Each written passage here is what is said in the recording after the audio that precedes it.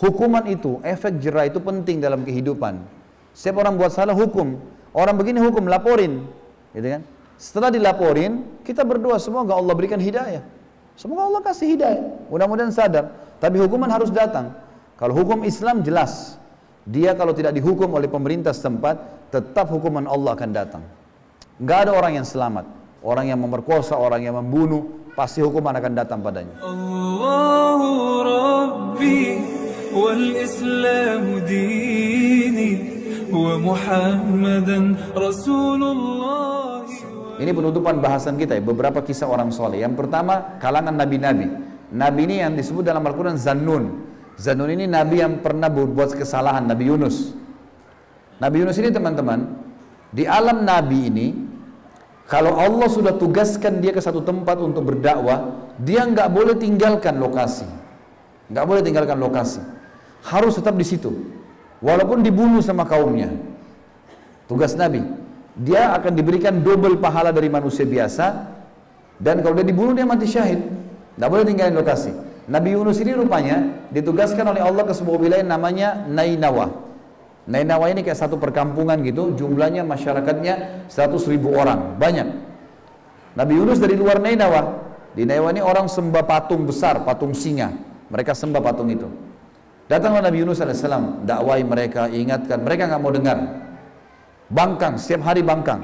Nabi Yunus berdoa, ya Allah, kasih lokasi dakwah yang lain, jangan di sini. Ini orang-orangnya keras kepala semua. Allah belum turunin perintah. Kena lama nunggu wahyu, Nabi Yunus ambil inisiatif, keluar, tinggalkan lokasi itu. Niatnya baik, mau dakwah tempat lain ya. Tapi di alam Nabi nggak bisa ini. Harus di situ, sampai Allah perintahin pindah atau enggak. Nabi Muhammad SAW tinggal di Mekah, disiksa, dilemparin kotoran, dicaci maki, nggak tinggalin Mekah. Walaupun harus dibunuh sama kaumnya, sampai Allah perintahin. Memang alam Nabi harus begitu. Nabi Yunus tinggalin. Waktu Nabi Yunus naik ke atas kapal, gitu kan? Kapal dihantam dengan ombak yang besar. Lalu kemudian kata kaptennya, kita harus buang barang-barang nih, buang semua barang-barang. Masih berat juga kapal. Akhirnya ambil inisiatif harus lempar penumpang. Ditaruhlah nama-nama orang penumpang semua, di batu ditulis, ditaruh, diacak. Namanya siapa yang keluar, dia yang harus loncat ke lautan. Setiap diacak, nama Nabi Yunus keluar.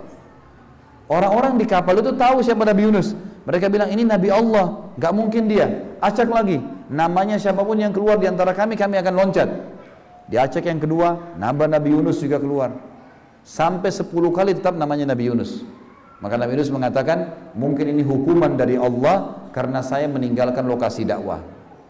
Pelanggaran. Maka Nabi Yunus berdiri di pinggir kapal, begitu loncat ke lautan, ikan paus datang buka mulutnya telan. Selama 2 minggu di perut ikan. 2 minggu ini gak makan, gak minum. Ikan paus ini ikan yang besar. Perutnya ikan itu kotorannya di situ. Dan ikan paus ini kalau makan ikan lain, dia gak kunyah ya. Ditelan langsung, hidup-hidup semua masuk di situ. 2 minggu nggak bisa bernafas, baunya busuk, nggak ada makanan, tertahan di situ. Maka selama 2 minggu Nabi Yunus bertaubat kepada Allah. Setelah taubat 2 minggu, Allah SWT buat dia dimuntahkan oleh ikan paus itu. Dimuntahkan, bajunya semua sudah sobek, nggak ada baju. Telanjang Nabi Yunus AS jalan. Lalu Allah SWT pertemukan dia dengan satu pohon. Diambil daun-daunnya, ditempelin jadi baju sama dia. Diambil tangkatnya jadi tutup auratnya semua. Dia maju sebentar sedikit, Allah kasih lagi sapi. Tidak ada pemiliknya, sapinya gemuk. Diminum air susunya. Dia maju lagi sebentar, ditemukan ada pohon labu. Labunya sudah matang, dimakan labu tersebut. Maka setelah itu Allah kembalikan dia ke kaumnya. Rupanya waktu dia tinggalkan kaumnya, Allah datangkan badai besar. Sampai patung singa mereka, kaumnya ini hancur semua. Kepala sukunya bilang, kayaknya ini yang dikatakan oleh Yunus nih. Ya Allah, kembalikan Yunus pada kami akan ikuti ajarannya. Maka Nabi Yunus pun dikembalikan oleh Allah ke wilayah tersebut dan berimanlah mereka. Tapi saksi bahasan adalah Nabi Yunus sempat melakukan pelanggaran Allah. Tapi Nabi Yunus taubat. Berarti pelanggaran bisa terjadi pada kita kan? Kadang-kadang niatnya baik. Sama Nabi Adam alaihissalam tadi waktu digoda. Dengarkan firman Allah menceritakan masalah itu. Di dalam surah As-Saffat tentang kisah Nabi Yunus. Surah nomor 37 ayat 139 sampai 148. A'udzu billahi minasyaitonir rajim. Wa inna Yunus laminal mursalin. Sesungguhnya Yunus benar-benar seorang rasul kami. Id abaqa idal fulkin mashhun. Ingatlah ketika dia lari menuju ke kapal yang penuh dengan muatan. Fasahama fakana minal mudhadin. Dan dia ikut berundi, namanya diundi, tapi dia termasuk orang-orang yang kalah dalam undian. Faltaqamahul hutu wa huwa mulim. Lalu dia ditelan oleh ikan yang besar dalam keadaan dia tercelah. Kenapa? Karena dia tinggalkan dakwah, maka Allah masukkan dalam perut ikan. Falaula annahu kana minal musabbihin, kalau dia tidak termasuk orang yang banyak mengingat Allah, la labitha fi batnihi ila yaumi yub'atsun, maka pasti dia akan tinggal di dalam perut ikan itu sampai hari kiamat. Kata Allah SWT di ayat 145-nya, fanabadzahu bil ara'i wa huwa saqim. Kemudian kami lemparkan dia dari mulut ikan itu ke daerah yang tandus, padang pasir, sedangkan ia dalam keadaan sakit. 2 minggu gak makan, gak minum, gak tidur, bau busuk dan segalanya. Wa ambatna alaihi syajaratan min yaqtin. Lalu kami tumbuhkan untuknya sebatang pohon jenis labu. Labu yang matang dia makan. Makanya ulama tafsir bilang labu itu sangat bermanfaat buat stamina. Karena Allah bilang Nabi Yunus ini dalam kondisi 2 bulan 2 minggu gak makan, labu yang Allah kasih untuk kembalikan staminanya. Wa arsalnahu ila mi'ati alfin aw yazidun, dan kami utus dia kembali ke kaumnya yang jumlahnya 100.000 lebih. Fa amanu famatta'nahum ilahin, maka mereka beriman dan kami tinggalkan mereka dalam waktu-waktu tertentu. Itu kisah Nabi Yunus alaihissalam. Saya simpulkan teman-teman, juga pernah terjadi pada Nabi Muhammad sallallahu alaihi wasallam. Nabi Muhammad sendiri pernah melakukan kesalahan. Waktu itu Nabi SAW pulang dari rumahnya, dari masjid ke rumahnya. Rupanya Aisyah radhiyallahu anha dengan Hafsah istri Nabi yang lainnya, ini kebetulan bertetangga rumahnya. Ini termasuk istri-istri Nabi yang paling muda. Cemburu mereka besar. Maka Aisyah bilang sama Hafsah, wahai Hafsah, Rasulullah ini kalau dari rumahnya Maria istri yang lain selalu dikasih madu. Maka Nabi suka sekali dengan madu, baunya enak, ya, rasanya manis, Nabi suka madu. Maka Aisyah bilang, kalau nanti datang ke rumah saya Nabi, saya akan bilang bau mulutnya Nabi bau. Kamu juga bilang sama ya. Sepakat 2 orang istri ini. Nabi SAW ini orang yang sangat bersih, suka jaga bau mulutnya. Selain makan madu yang tidak membaukan mulut malah baunya wangi, juga beliau suka pakai siwak kalau masuk ke rumah. Pas masuk rumah, Aisyah bilang waktu Nabi mau dekat, ya Rasulullah, mulut anda bau. Kata Nabi SAW, saya tidak makan kecuali madu. Kata dia, tapi bau ya Rasulullah. Nabi tahu ada apa-apa ini, gak mungkin, gitu kan? Nabi pindah ke rumah sebelah, rumahnya Hafsah. Hafsah bilang lagi sama.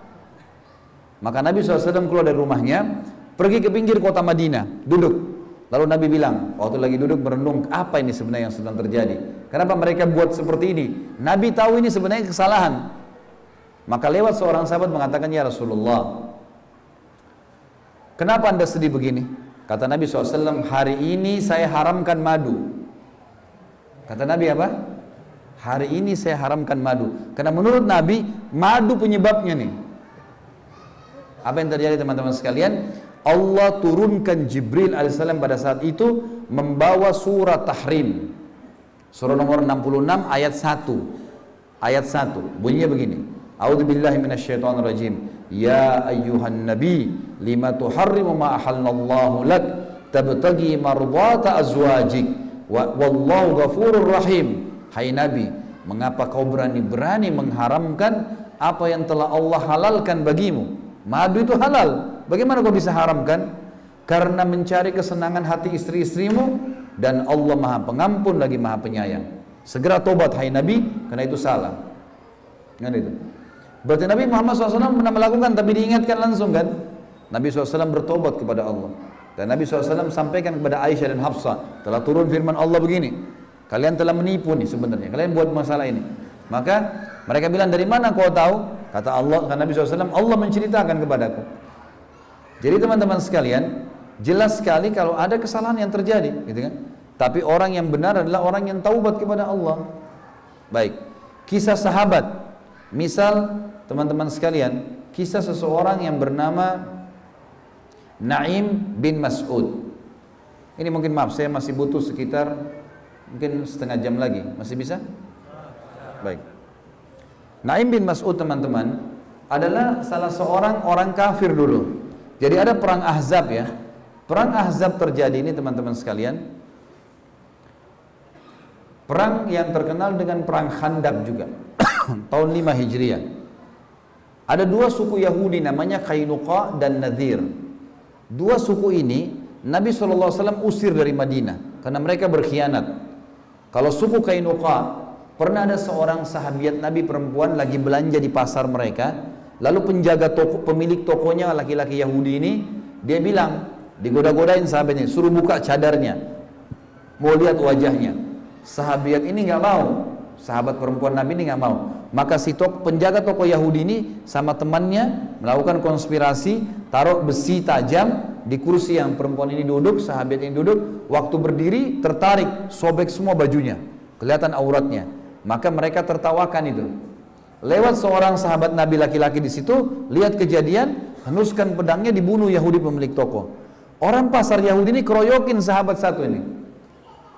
Dibunuhlah di sahabat satu ini, maka sahabiat tadi, sahabiat tadi perempuan ini pergi ke Madinah, pergi ke masjid Nabi. Ya Rasulullah, kejadiannya begini. Maka Nabi SAW bentuk pasukan, serbu ke bentengnya Qainuqa, lalu berkata, serahkan siapa yang bunuh Muslim tadi itu. Yang keroyokin tadi di pasar itu siapa yang bunuh, bawa ke saya akan hukum.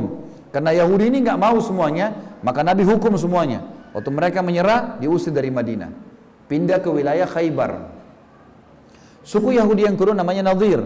Nadirin juga di Madinah. Waktu Nabi SAW lagi ke tempat mereka, pemukiman mereka, Nabi duduk di bawah sebuah rumah, ditemani oleh Abu Bakar, Umar, Zubair, dan Ali. 4 orang sahabat lagi duduk depan Nabi, ngobrol-ngobrol.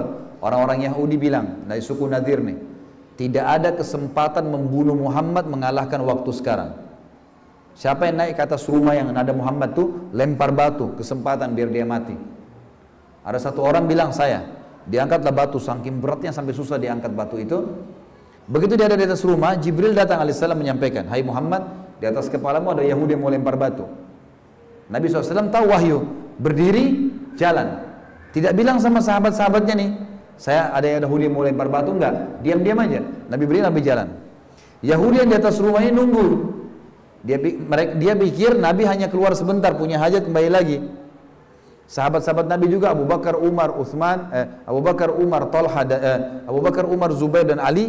4 orang ini mengira Nabi juga cuma punya hajat. Zaman dulu orang, maaf, kalau mau ke WC, ke padang pasir. Mungkin Nabi cuma punya hajat nih, balik lagi. Nabi nggak balik-balik. Kelamaan nunggu, 4-4-nya pulang Madinah, lihat Nabi sudah punya pasukan. Serang, kepung di Nadir. Itu yang di atas rumah itu yang melempar batu, datangin. Mau dihukum. Bagaimana caranya mau bunuh Nabi? Rupanya suku Nadir nggak mau nih. Dikepung semua. Waktu menyerah diusir dari Madinah. Mereka akhirnya tinggal di wilayah Khaybar. Nah ini teman-teman, rupanya mereka mengatur konspirasi di Khaybar. Pada tahun 5 Hijriah, mereka gerakkan semua suku-suku Arab. Dengan mereka biayai, Yahudi biayai. Ayo kita bergerak, serang Madinah yuk. Semua suku Arab berkumpul, termasuk Quraisy. Dan Abu Sufyan dipilih jadi pemimpinnya, gitu kan? Ringkas cerita teman-teman sekalian, masuklah mereka ini 10.000 orang, semuanya pasukan kuda. Ini pasukan kuda di zaman sekarang seperti orang tank, ya. Itu kuat sekali. Jadi kudanya sudah dilatih bisa menyerang, bisa nendang, bisa menyerobot, gitu. Itu luar biasa. 10 pasukan kuda nyerang Madinah. Nabi SAW waktu dengar, Nabi tanya sahabatnya, kita harus buat apa nih? Madinah lagi lemah. Salman Al-Farisi datang mengatakannya, Rasulullah, di Persia, karena dia dari Persia, kami kalau lemah, kami buat parit sehingga musuh nggak bisa nyerang. Oke lah, kita buat parit. Kalau kota Madinah kita ibaratkan meja ini teman-teman, di sisi timur dan baratnya Madinah itu dikenal dengan wilayah Harra Syarqiyah dan Harra Gharbiyah. Wilayah timur dan barat. Ini kalau sekarang teman-teman lagi umrah atau haji, bisa minta mutawifnya, pengantarnya bilang, teman-teman sana orang Indonesia bilang, saya mau lihat mana Harra Syarqiyah, mana Harra Gharbiyah. Wilayah ini teman-teman sangat luas, ada banyak batu-batu hitam tajam-tajam. Jadi nggak mungkin kuda lewat situ, nggak mungkin juga orang lewat. Panas, hitam, tajam batu-batu itu, dan banyak sekali. Jadi Madinah secara alami terlindung dari timur dan baratnya. Dari arah utaranya, jadi kalau kita ibaratkan misal telapak tangan saya ini jazirah Arab ya, Madinah itu ada di atas, Mekah ada di bawahnya. Jadi Mekah itu ada di selatannya Madinah. Indonesia itu ada di bawah, kita di selatan. Jadi kalau kita naik pesawat sebenarnya, kalau mau ke Madinah, itu lewatin Mekah itu. Mekah di bawah. Jadi Mekah dilewatin, tapi bukan di atas kota Mekahnya ya. Tapi maksudnya Mekah dulu kita dapat, baru Madinah. Karena Madinah di atas. Madinah lebih dekat dengan negeri Syam. Nah, kota Madinah dari timur dan baratnya penuh dengan batu-batu tajam. Dari utara, kejauhan orang-orang Mekah kalau mau nyerang, mereka mutar dulu ke atas baru nyerang dari utara. Maka satu-satunya tempat adalah daerah selatan. Selatan inilah yang dibuat parit oleh Nabi SAW. Parit ini teman-teman dalamnya 7 meter, lebarnya 15 meter. Tidak bisa kuda lewat, dalam. Semua orang masuk di situ. Maka orang-orang Quraisy itu datang, mereka bingung gimana caranya perang ini. Strategi ini belum pernah mereka tahu. Satu-satunya teman-teman sekalian pintu bisa masuk, ada suku Yahudi yang ketiga. Di Madinah ada 3 suku Yahudi, tadi 2 sudah diusir, Kainuka dan Nadir. Ada satu suku Quraidah di pinggir parit. Jadi ini tidak bisa dilubangi karena benteng mereka di situ. Maka kalau mereka buka pintu gerbang bisa masuk ke dalam nih. Bisa masuk ke dalam. Suku Quraidah ini sepakat sama Nabi. Nggak akan kerjasama sama Ahzab nih, sama pasukan kelompok ini Ahzab tidak partisipasi, tapi bela Madinah. Ternyata mereka berkhianat. Yahudi ini berkhianat lagi, suku Quraidah. Mereka membuka benteng mereka untuk masuk, gitu kan. Ringkas cerita teman-teman sekalian, ini tentu peperangan cukup panjang lebar. Kalau teman-teman ikuti di YouTube ada ceramah Sirah Nabawiyah tentang perang Khandaq. Mungkin ada 4 jam ceramah tentang masalah itu. Jadi kalau saya cerita sekarang sampai subuh nggak habis gitu. Baiklah, yang jelas teman-teman, salah satu penyebab menangnya kaum muslimin dari situ, 45 hari mereka ngepung Madinah, tidak bisa masuk. Setiap mereka mau loncat parit, mau tutup, mau timbun parit itu, dipanah oleh kaum muslimin. Mereka nggak bisa lolos. Subhanallah, satu malam Nabi SAW berdoa, ya Allah berikanlah kemenangan. Setelah 45 hari mereka mengepung. Maka doa Nabi mustajab. Ada satu pimpinan Quraisy bernama Naim bin Mas'ud. Naim ini pimpinan orang Quraisy dan dia juga termasuk temannya Abu Sufyan. Memang niatnya mau nyerang Madinah nih. Tidak tahu kenapa selama 45 hari ini dia aneh saja melihat, kok nggak bisa ditembus nih.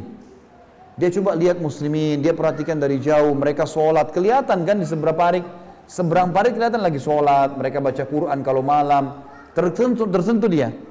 Akhirnya dia lempar panah ke arah muslimin, ada surat, tulisannya, hai Muhammad, saya Naim bin Mas'ud, saya mau ketemu, saya mau masuk Islam. Baik, Nabi SAW suruh turunin tangga dari kayu, turunin tangga ke parit, jemput dia, dijemput. Ini malam-malam nih, orang-orang waktu zaman dulu tidak ada lampu ya, gelap, diturun dari sisi parit, masuk.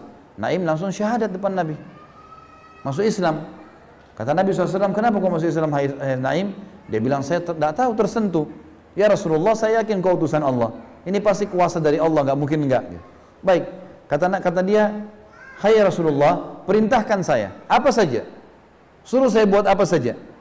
Sekarang saya sudah taubat nih, dulu saya kafir, sekarang saya sudah paham Islam. Saya mau buat sesuatu untuk agama Allah. Kata Nabi SAW, kau cuma satu orang, apa yang kau bisa lakukan? Kalau kau bisa ngacoin pasukan mereka, kacoin aja. Strategi perang, ngacoin. Kata Naim, ya Rasulullah, tapi kalau begitu berarti aku kadang-kadang harus membuat mereka berkelahi. Kata Nabi SAW, ini medan perang, lakukan saja.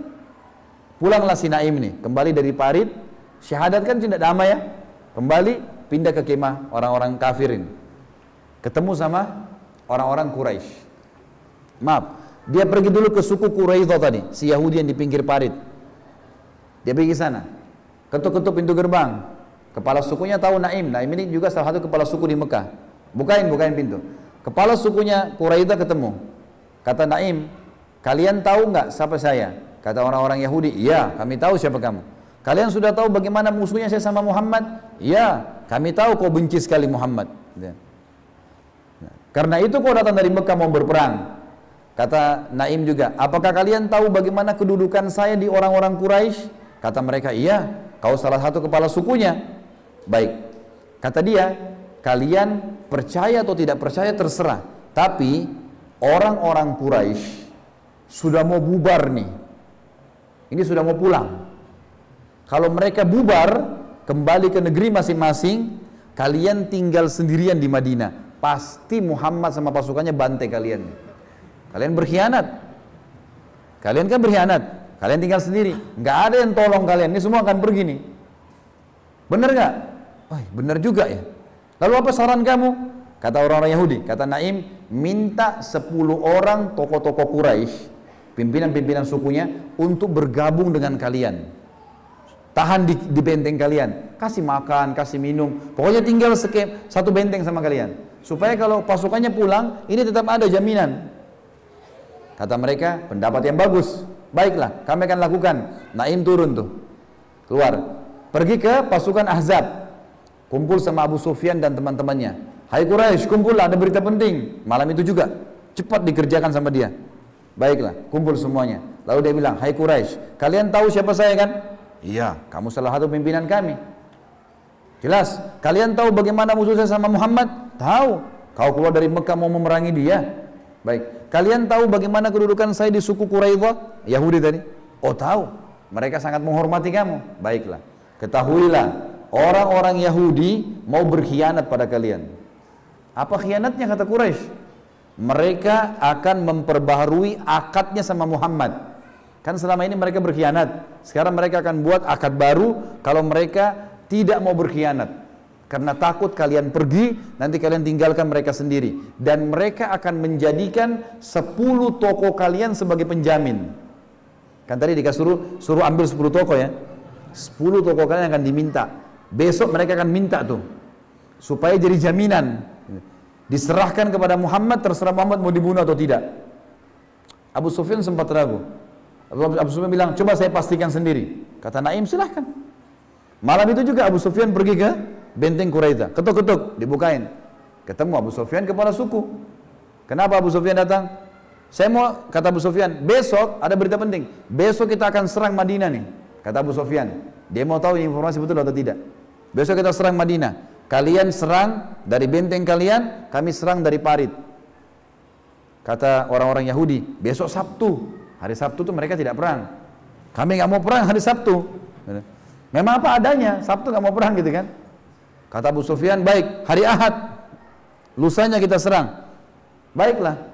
Lalu kata si orang-orang Yahudi, tapi kami akan bukakan pintu gerbang buat kalian. Kami akan serang. Cuma kalian harus serahkan 10 orang kalian. Masuk ke pasukan kami. Supaya kami dapat jaminan kalian tidak meninggalkan kami nih. Kata Abu Sufyan, oh benar si Naim nih. Rupanya benar nih. Dia mau serahkan 10 orang kita nih gitu kan. Baiklah, Abu Sufyan pulang. Kumpulin semua orang Quraisy. Tidak ada lagi gunanya kita bertahan, kata Abu Sufyan. Suku Quraisy sudah berkhianat. Kita nggak ada pintu masuk. Dari parit nggak bakal bisa. Pintu di sana satu-satunya. Malam ini bubar semua. Pulang. Waktu mereka bilang mau bubar, Allah datangkan angin kencang malam itu. Terbongkar semua kemah mereka, terbongkar semua unta-unta mereka, semua kendi-kendi mereka terbongkar semuanya. Bubar semuanya nih. Pasukan Quraisy bubar semua, gitu kan. Gara-gara perilaku Naim yang baru taubat. Bagaimana dia langsung mengabdi pada agama Allah gara-gara itu. Padahal ini tadinya pasukan Ahzab sudah luar biasa. Sampai Umar bin Khattab mengatakan, kami belum pernah merasakan sulitnya berperang mengalahkan perang Ahzab. Tiap hari tunggu di parit, tiap hari. Orang-orang Quraisy ini buat macam-macam ya. Mereka lempar panah, lempar tombak, Islam nangkis. Di antara mereka juga ada yang sampai menginjak-injakkan kaki kudanya di tanah terus mundur. Jadi tanah itu merosot masuk ke dalam parit, gitu kan? Ini kan tanah-tanah yang sudah jatuh di parit harus dinaikkan lagi. Kalau enggak mereka lama-lama bisa punya jalan. Itu susah selama 45 hari, gitu kan? Sampai mereka sudah sangat letih pada saat itu. Tapi berhasil gara-gara adanya Naim bin Mas'ud radhiyallahu anhu yang pada saat itu sudah bertaubat kepada Allah Subhanahu wa taala. Ini diantara kisahnya teman-teman. Kemudian kisah yang lain, Thumamah bin Gusal al-Hanafi. Ini kisah nama-nama orang yang mungkin jarang antum dengar ya. Makanya sengaja saya angkat nama-nama ini karena punya kisah-kisah unik dalam sirah nabawiyah. Thumamah ini teman-teman adalah kepala suku Hanif. Suku Hanif ini suku orang yang benci sama Islam. Di suku Hanif ini teman-teman, kalau ini misalnya setengah meja ini Mekah, setengahnya lagi ini adalah suku Hanif. Ini suku Quraisy, ini suku Hanif. Suku Hanif ini pas sebelah Mekah. Mungkin kalau saya tidak tahu kalau di Denpasar ini, kalau di Jakarta itu seperti Jakarta sama Depok, bersebelahan langsung. Nah ini Jakarta misalnya Quraisy, Mekah, suku Hanif ini Depoknya, jadi dempet. Dan dua ini suku besar dua-duanya. Suku Hanif ini teman-teman, kepala sukunya namanya Thumamah. Dan orang ini, Thumamah ini adalah orang yang sukunya dia yang menyiapkan asupan makanan buat Mekah. Karena semua kafilah dari negeri Syam lewat dulu suku mereka, baru masuk ke Mekah. Jadi asupan makanan, gandum, kurma, apa segala dari suku Hanif nih, buat Mekah, pengasopnya. Ringkas cerita teman-teman, selesai perang Ahzab tadi, bubar semua ini, pasukan Ahzab, Nabi SAW menghukum satu persatu orang yang memerangi muslimin. Dimulai dari suku Quraidah, tadi orang Yahudi ini, dihukum sama Nabi SAW. Laki-lakinya dihukum mati semuanya, perempuannya dan semuanya menjadi hamba sahaya. Selesai suku Quraidah, Nabi SAW bentuk pasukan-pasukan besar, lalu menyerang suku-suku Arab yang bergabung di Ahzab. Satu persatu yang sudah pulang ke kaumnya, serang oleh Nabi SAW. Serang semuanya nih. Ini hukum semua ini, yang pernah datang menyerang Madinah ini. Nah, salah satu pasukan yang Nabi pernah kirim, ada satu pasukan dipimpin oleh sahabat Nabi yang mulia. Waktu itu namanya Muhammad bin Maslamah radhiyallahu anhu. Muhammad bin Maslamah ini teman-teman, dia membentuk pasukan tidak banyak orangnya, 30 orang untuk nyerang wilayah Najd. Ada satu suku Arab di sana namanya Bani Qirta yang menyerang Madinah juga. Maka waktu itu, waktu pulang dia serang ke sana 30 orang, tapi kena tiba-tiba suku ini lari semua. Diambillah ghanimah-ghanimahnya, unta-untanya segala diambil sebagai hukuman. Waktu pulang, mereka temukan ada satu orang di tengah jalan, lagi jalan sendirian. Muhammad bin Maslamah mengira orang ini dari suku Qirta tadi itu. Ditawan aja langsung, dibawa ke Madinah. Tiba di Madinah, mereka melapor, ya Rasulullah, udah selesai nih, kami sudah jalankan tugas kami, gitu kan. Maka ini semuanya, ini harta rampasan perang, ini tawanannya. Nabi SAW keliling lihat tawanan-tawanan. Ternyata ada Thumamah, ada satu orang di situ. Kata Nabi SAW kepada Muhammad bin Maslamah, apakah kalian tahu siapa orang yang kalian tawan ini? Kata mereka, kami tidak kenal ya Rasulullah. Ini Thumamah bin Gusal al-Hanafi, ini kepala sukunya Hanafin. Ini tetangganya Mekah ini. Kalau kalian bisa berbuat baik padanya masuk Islam, kalian akan menang. Berbuat baik pada tawanan. Dan memang sunnah Nabi teman-teman, kita kalau nawan musuh, kita disuruh kasih makanan, kasih minuman, obati lukanya. Nggak boleh kita gebuk-gebukin, nggak boleh pukul-pukul tawanan, biar dia masuk Islam. Emang sudah begitu dalam Islam. Tidak boleh kita mukul tawanan. Sampai dijanjikan pahala yang besar bagi orang yang memberikan makan orang-orang tawanan. Para tawanan-tawanan Madinah dulu, tawanan-tawanan Nabi itu mengatakan, demi Allah, kalau kami lagi ditawan walaupun kami diikat, para sahabat Muhammad memasukkan roti ke mulut kami. Dan kalau roti itu jatuh, mereka segera menangkapnya sebelum tersentuh dengan tanah dan memasukkan kembali ke mulut kami. Jadi saking baiknya sahabat. Dan banyak orang masuk Islam gara-gara itu. Kebaikan dengan tawanan. Tidak ada Nabi pernah suruh pukul, cambuk, nggak pernah. Selalu Nabi suruh berbuat baik dan banyak masuk Islam gara-gara. Ini cerita kata Nabi SAW, layani dengan baik tawanan, terutama si Thumamah ini, karena ini kepala suku ini, baikin hubungan dengannya. Thumamah diikat di tiang, pas di dekat pintu masjid. Jadi Thumamah ini lihat, kalau Nabi SAW datang, imami sholat, dia dengar ayat dalam bahasa Arab. Setelah 3 hari, Nabi datang mengatakan, hai Thumamah, bagaimana pendapatmu? Mau masuk Islam? Atau kamu tetap mau dengan keyakinanmu? Atau ada pendapatmu yang lain? Kata Thumamah, wahai Muhammad, bila engkau membunuh, aku kau bunuh, maka engkau membunuh seseorang yang memiliki banyak darah yang siap berkorban untuknya. Maksudnya sukuku ini akan serang Madinah.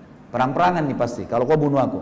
Bila engkau memaafkan seseorang yang sangat tahu bagaimana berterima kasih. Aku tahu bagaimana membalasmu.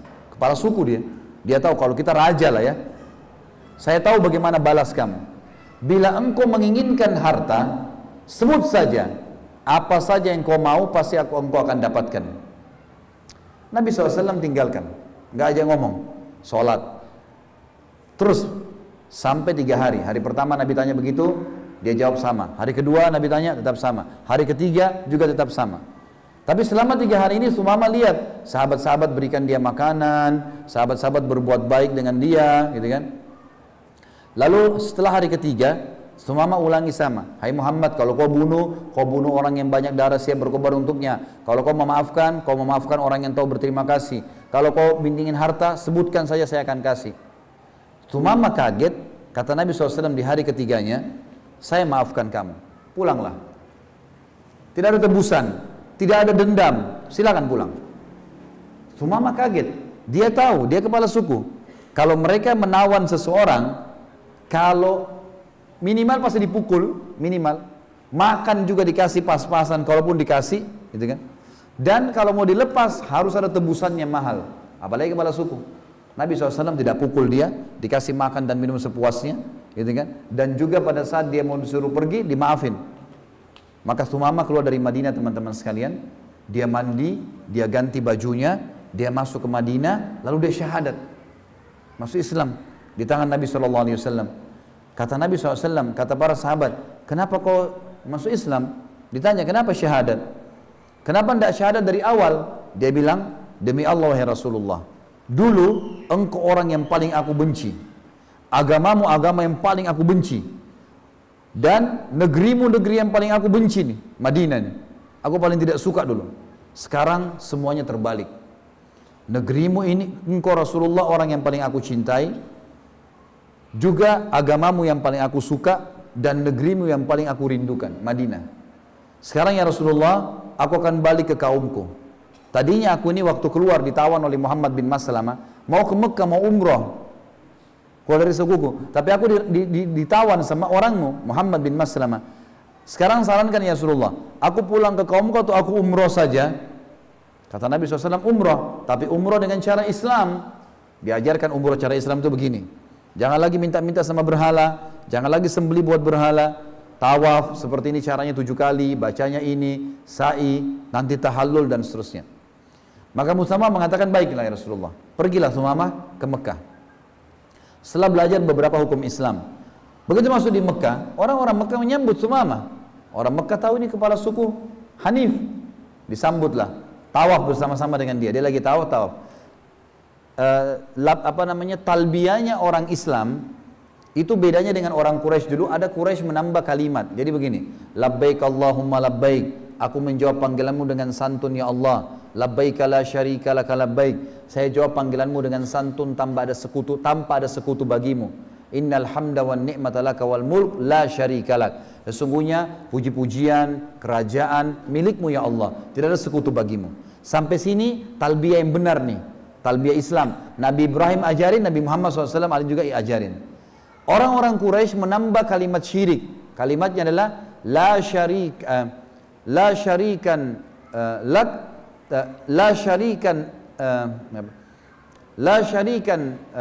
illa lak, ya. Tambahannya itu la syarikan huwa lak tamlikuhu wa ma malak. Tidak ada sekutu bagimu kecuali sekutu yang kau kuasai. Artinya ada patung-patung ini sebagai sekutumu. Sumama waktu tawaf, dia nggak baca potongan kalimat itu. Dan orang-orang Quraisy tahu ini talbiyahnya orang Islam, ini talbiyahnya orang musyrik. Mereka tanya, hai Sumama, kenapa kau nggak baca tambahannya? Kata Sumama, asyhadu an la ilaha illallah wa anna Muhammad Rasulullah. Kaget mereka semua. Kau sudah murtad? Dia bilang tidak, saya tidak murtad, saya sudah masuk Islam. Maka tiba-tiba mereka marah, mereka menawan Sumama, dikurung Sumama ini, di penjara. Waktu di penjara teman-teman sekalian, dikurung, Sumama kirim berita ke kaumnya, sukunya di sebelah. Sukunya juga dengar kalau kepala suku ditahan. Kata Sumama, boikot semua makanan dan minuman yang diasup ke Mekah. Jangan ada yang boleh masuk. Kaumnya lakukan. Dalam 3 hari saja Mekah jadi kosong makanan. Kan mereka makan terus kan. Ternyata dari suku Hanif semua nih diboikot, nggak boleh. Maka Abu Sufyan datang mengatakan, hai Sumama, maafkan kami tidak akan lakukan lagi, kami akan bebasin kamu gini-gini. Kata Sumama, tidak bisa. Kalau kalian mau saya maafkan, kalian minta maaf sama Rasulullah SAW. Suruh minta maaf sama Nabi di Madinah. Tadinya ini orang-orang Quraisy kan habis serang Madinah suku Ahzab, perang Ahzab ya. Perang Ahzab ini kan memalukan kaum muslimin karena diserang Madinah, tapi mereka tidak berhasil. Sekarang Thumama masuk Islam dengan hikmah Allah, dengan taubat dari kekafiran kepada Islam, dia langsung membalik keadaan. Dia bilang, saya tidak akan memberikan asupan makanan pada kalian kecuali Rasulullah maafin. Ke Madinah minta maaf sana.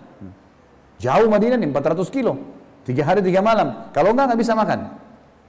Akhirnya teman-teman sekalian, Quraisy musyawarah, yang diutus Abu Sufyan, kepala sukunya mereka, berangkat ke Madinah, ketemu dengan Nabi SAW. Hai Muhammad, maafkan kami, ini silaturahim, kami diboikot, gak bisa makan, apalah, mohon maaf gitu.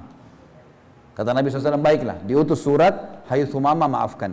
Thumama pun akhirnya memberikan mereka makan gara-gara maafnya Nabi SAW. Tersebar satu jazirah Arab kalau muslimin mengalahkan Quraisy. Makanannya Quraisy sekarang dari orang Islam. Kalau Nabi SAW bilang tahan, gak bisa makan nih, mati kelaparan semua. Tapi perannya siapa? Thumama. Orang yang tadinya jahat sama Islam, sekarang taubat. Lihat bagaimana perilaku mereka. Dulunya jahat, bertaubat, jadi orang baik, bahkan membela kebenaran. Kan? Masih ingat tadi kalau teman-teman yang hadir kisah Umar bin Khattab, benci Islam luar biasa, masuk Islam jadi pejuang yang luar biasa, memerangi kaum musyrikin, gitu kan? Terakhir teman-teman sekalian, kisah tabi'in, dan saya angkat satu saja di sini, kisah Fudail bin Iyad. Fudail bin Iyad ini teman-teman sekalian dulunya perampok.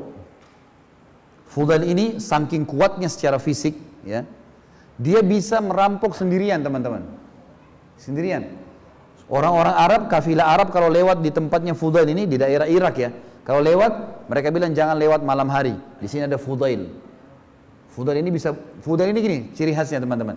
Kalau ada kafilah lewat, dibunuh dulu, baru ampas. Jadi biar antum kasih, ini ya harta saya Fudail, jangan bunuh saya, nggak bisa, tebas dulu. Nggak ada ceritanya, bunuh dulu baru ambil harta. Jadi Fudail selalu membunuh ini.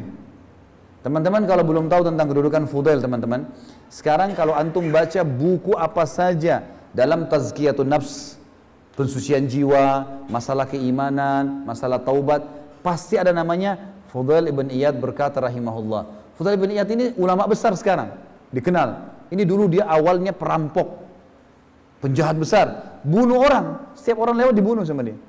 Satu waktu teman-teman sekalian, dia mau masuk dalam satu kota, di salah satu kota dekat tempat dia mencuri, dia mau merampok nih.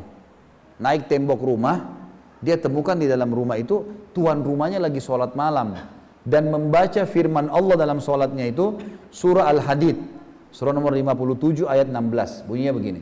A'udzubillahi minasyaitonirrajim. Alam ya'ni lil ladzina amanu an takhsha'a qulubuhum li dzikrillah wa ma nazala minal haqq wa la yakunu kal ladzina utul kitaba min qablu fatala 'alaihimul amadu faqasat qulubuhum wa katsirun minhum fasiqun. Artinya, belum tibakah saatnya bagi orang-orang beriman itu untuk tunduk hatinya mengingat Allah dan kepada kebenaran yang telah turun kepada mereka. Ada Al-Quran, ada hadis Nabi, tinggal belajar, mati masuk surga. Itu maksudnya. Lalu janganlah mereka mengira, jangan mereka menjadikan diri mereka seperti orang-orang yang diturunkan Alkitab sebelum mereka dari Yahudi dan Nasrani. Kemudian mereka berlalu dengan masa yang panjang, tapi mereka tidak mau mengikuti kebenaran. Akhirnya hati mereka menjadi keras dan kebanyakan mereka adalah orang-orang fasik. Yang terjadi teman-teman waktu mendengar ayat ini, rupanya Fudail bin Iyad tersentuh. Belum ketiba saatnya orang beriman untuk tunduk, untuk kembali ke jalan Allah. Dia tersentuh. Entah kenapa, dia bilang saya menangis. Fudail bin Iyad menangis. Turun dari tembok itu. Enggak tahu mau kemana. Tengah malam nih. Jalan sana sini mau kemana? Gelap. Gak ada penerangan lampu tengah malam. Dia lihat ada masjid. Kayak kita masjid gini. Masih gelap. Masuk ke masjid. Dia nggak tahu. Sholat nggak tahu. Penjahat ini dulu. Nggak ngerti apa-apa. Masuk masjid, duduk depan mihrab. Nangis saja. Waktu menjelang subuh, marbot masjid datang. Masuk masjid, pengen nyalain. Zaman dulu orang pakai minyak sama sumbu ya, dinyala-nyalain supaya terang gitu. Kayak kita sekarang lampu gitu. Dia nyala-nyalain, si marbot ini dekat dengan mihrab, kok ada orang. Begitu dekat, Fudail bin Iyad, lari dia. Fudail bin Iyad, lari. Dia lari keluar, tidak berani masuk. Orang tahu, Fudail bin Iyad ini pembunuh. Di masjid, ngapain di masjid ini? Gitu kan. Ada orang-orang yang mau dalam sholat subuh datang semua. Kenapa? Ada Fudail di masjid. Tertunda sholat subuh. Nggak ada yang berani masuk. Tertuduh dalam kisah dikatakan turun orang mau masuk. Fudail di dalam 10 orang, 20 orang pun bisa dilawan sama dia. Orangnya kuat, mahir membunuh orang gitu kan. Akhirnya sampai mereka diskusi-diskusi ini gimana jalan keluar. Nggak mungkin nggak sholat subuh nih. Sudah lewat waktunya. Maka mereka bermusyawarah. Satu orang bilang, saya coba masuk, lihat deh. Waktu dia masuk, didengar baik-baik, suara tangisan. Didekatin, hai Fudail, ngapain kau di masjid kami? Gitu kan? Karena tidak pernah masuk masjid kan orang ini. Maka kata dia, saya taubat kepada Allah. Waktu itu dia ini marbot takbir, Allahu Akbar, Fudail taubat. Orang-orang pada masuk semua, salaman sama dia, pelukan, taubat nasuha. Waktu taubat teman-teman sekalian, mulai hari itu dia baca buku-buku, dia mulai hafal Quran. Umurnya kalau nggak salah waktu itu sudah sekitar hampir 40 tahun lebih. Baru taubat nih. Mulai hafal Quran, mulai baca buku, mulai sampai menjadi ulamanya muslimin. Fudail menjadi ulama muslimin dan terkenal kisahnya. Kalau teman-teman ketik di Google kisah Fudail bin Iyad, keluar kisah-kisah ini. Tentu banyak versinya ya. Ini salah satu versi yang saya sampaikan. Kalau bagaimana setelah taubat dia menjadi ulama muslimin. Dan ini yang dibutuhkan teman-teman sekalian. Setelah kita berbuat salah dulu, taubat nasuha, menjadi orang baik, kemudian kita isi dengan amal-amal saleh, meninggal insya Allah kita akan masuk ke dalam surga. Allahu a'lam. Jadi ini teman-teman yang saya bisa bahas, tentunya mudah-mudahan apa yang kita bahas hari ini bermanfaat buat kita semua. Dan saya akan bacakan 1-2 pertanyaan yang ada ya. Mudah-mudahan sesuai dengan tema ya. Umat Islam di Bali sebagian besar bekerja di sektor pariwisata atau di hotel. Pendapat Ustadz bagaimana? Sebenarnya sektor pariwisata sesuatu yang halal, bukan haram asalnya. Asalnya. Dia jadi haram kalau antum kelola dengan cara haram. Kan begitu? Saya kasih contoh misal. Ada satu travel haji umroh yang kebetulan saya bimbing di Jakarta. Pemilik travel ini teman dekat saya. Dan dia sekarang buat program selain haji umroh, programnya bagus. Dia menawarkan membuat proposal, dia datangin perusahaan-perusahaan yang ada di Eropa, yang ada banyak keliling dia. Di negara-negara Islam termasuk Mesir, Tunis, Jazair dikirimin. Proposal ini menawarkan untuk menjadi turis ke Indonesia. Tapi proposal itu berbunyi menawarkan untuk turis-turis yang berkeluarga, turis-turis muslim yang mau masuk, seperti itulah ya. Maka berhasil ternyata banyak sekali orang-orang di sana, termasuk orang non muslim yang masih sehat gitu kan. Dalam arti kata memang mereka tidak suka dengan hidup bebas-bebas, mereka mau datang dengan istri, dengan anaknya, memang mau menikmati pemandangan gitu kan. Itu datang, dan banyak datang ke Indonesia. Contoh saja, seandainya semua muslim-muslim di Bali ini membuka diri untuk muslim-muslim turis, ditawarkan dengan program yang baik gitu kan, kemudian mereka memenuhi Bali ini, pasti secara otomatis karena banyak pengunjung maka akan berubah semestinya gitu kan. Itu sebuah poin, misal contoh gitu kan. Atau misal kalau antum memang merasa itu adalah sesuatu yang sangat, contoh yang lain, maaf saya kasih contoh lain. Saya kemarin ke Pekalongan. Di Pekalongan ini teman-teman sekalian saya nginap di satu hotel syariah. Jadi salah satu yang bangun itu teman dekat saya di Jakarta, pengusaha dia. Saya nginap di sana. Hotelnya dibuat bagus sekali, tidak terlalu mewah, bintang 3, tapi dibuat bersih. Betul-betul syariah. Syariah benar. Itu sampai di hotel itu, di kamar hotel ada speaker. Speaker itu ada volumenya. Kalau volume ini dikecilin atau bisa dikecilin bisa dibesarin. Itu 24 jam ngaji sama ceramah. Tapi subhanallah, hotel itu yang penuhin orang non muslim. Yang penuh orang non muslim yang datang. Penuh. Ditanya, ini yang pemilik hotel bicara sama saya kemarin, saya satu mobil di Jakarta, saya tanya. Yang saya lihat waktu saya nginap sana banyak orang Chinese ya, orang non muslim, orang Jepang. Iya banyak. Yang datang beli batik-batik, itu banyak. Loh, antum pernah tanya ya kenapa mereka nginap di hotel antum, padahal hotel syariah? Sudah. Sengaja kami survei, tanya, anak-anak tanya semua, kenapa kok datang ke sini?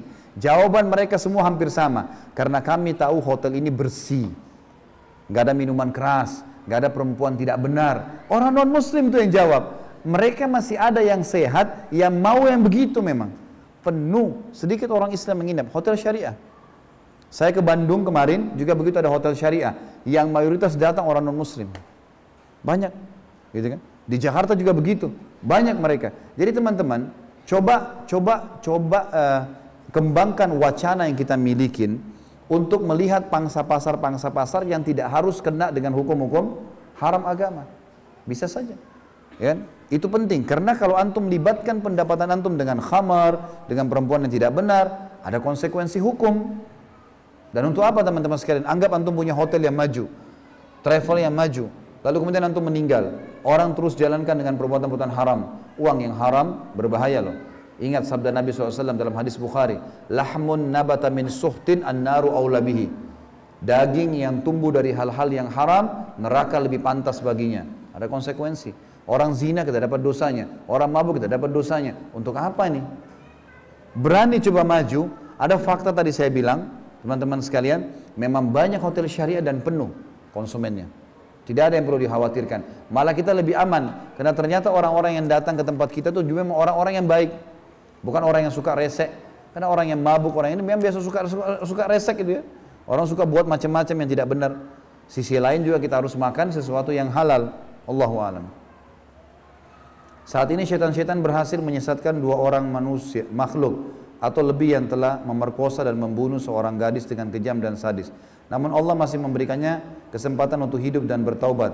Pertanyaan Anda adalah apa nasihat untuk kita agar memandang kasus ini adalah takdir Allah dan tidak menaruh marah pada mereka? Tentu saja teman-teman sekalian, semua orang yang berbuat salah harus dihukum. Apalagi kalau kepergok tadi saya bilang kan, nggak boleh orang buat salah sudah memerkosa tidak dihukum. Hukuman serahkan kepada pemerintah kita, karena kita belum ada penerapan hukum Islam. Serahkan pada pemerintah, yang jelas dihukum gitu kan. Ada banyak orang tua anaknya narkoba, dia konsumsi narkotika, tapi ibunya nangis-nangis suruh keluarin lagi dari penjara, bayar akhirnya, buat lagi masalah, coba suruh penjarain. Hukuman itu, efek jerah itu penting dalam kehidupan. Setiap orang buat salah hukum. Orang begini hukum, laporin, gitu kan? Setelah dilaporin, kita berdoa semoga Allah berikan hidayah. Semoga Allah kasih hidayah. Mudah-mudahan sadar. Tapi hukuman harus datang. Kalau hukum Islam jelas, dia kalau tidak dihukum oleh pemerintah setempat, tetap hukuman Allah akan datang. Nggak ada orang yang selamat. Orang yang memerkosa, orang yang membunuh, pasti hukuman akan datang padanya. Jangan heran orang seperti ini kena penyakit kronis lah, kena inilah, dia berumah tangga juga ribut rumah tangganya, anaknya jadi kacau dan seterusnya. Jadi Allahu a'lam. Menurut saya serahkan pada hukum, biarin dia dihukum, sambil kita tentunya ya, tentu kita mendoakan supaya dapat hidayah. Orang-orang yang sedang dapat musibah kita hibur, gitu kan? Mudah-mudahan insya Allah ini akan Allah angkat dan menjadi pelajaran buat mereka. Seperti itulah yang saya ketahui. Allahu a'lam.